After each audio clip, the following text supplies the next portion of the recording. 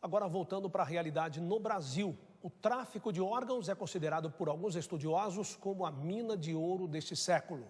Com o transplante de órgãos, muitas pessoas dão a sua vida por outras. O problema é quando isso é utilizado para o crime. É o assunto da terceira reportagem da série sobre tráfico humano.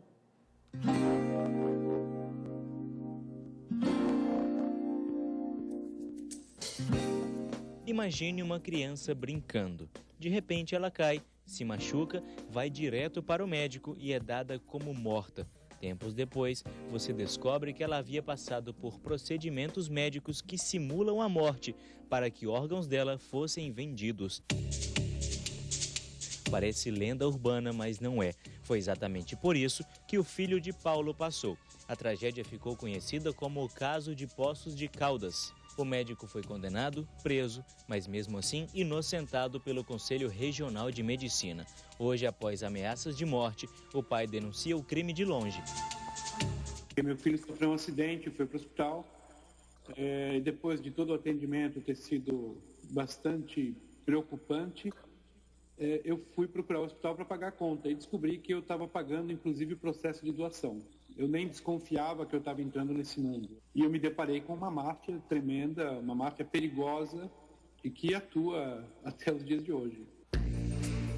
Muitas vezes o tráfico de órgãos se utiliza dos transplantes, que são legais, para que os órgãos sejam retirados e vendidos. Essa indústria faz com que o crime seja considerado a mina de ouro do século XXI. Mas este médico cirurgião há 35 anos explica que mesmo que pareça morto, um paciente pode estar vivo. Nós não temos o domínio da vida e da morte. Então é difícil eu dizer, esse paciente morreu.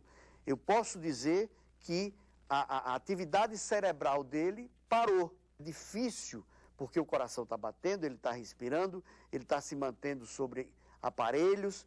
Para Paulo, a falta de limites éticos revela uma verdadeira estrutura do crime. E a pressão veio de todos os lados. Veio de associações de transplantes, veio dos médicos acusados, veio de deputados federais.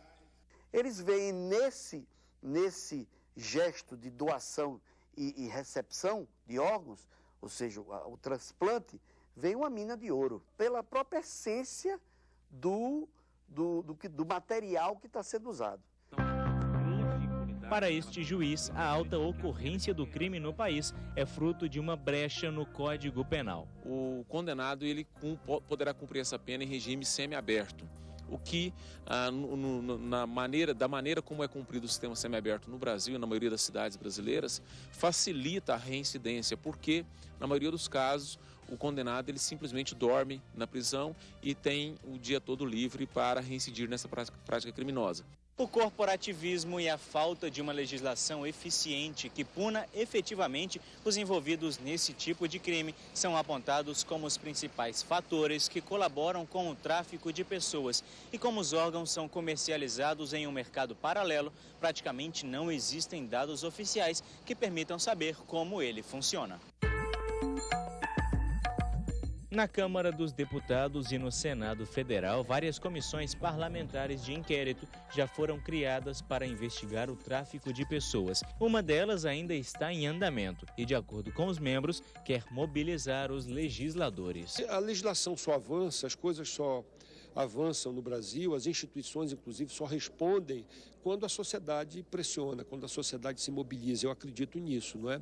Então, agora é que a sociedade brasileira está tomando uma consciência em escala da gravidade, da recorrência e da presença intensa desse tipo de crime no Brasil. A CPI se encerra agora, daqui a poucos dias, com uma grande proposta de mudança na legislação brasileira. De acordo com o requerimento da CPI do Senado sobre o tema, em 2011, existe uma suposta máfia que movimenta todos os anos cerca de 30 bilhões de dólares. O Brasil, atualmente, ele é um país tanto de origem, né, das vítimas, de trânsito e de destino também. Procurado pela reportagem, o Conselho Federal de Medicina preferiu não comentar o assunto, mas os próprios médicos ressaltam que doar órgãos é um ato de amor e que pode salvar muitas vidas.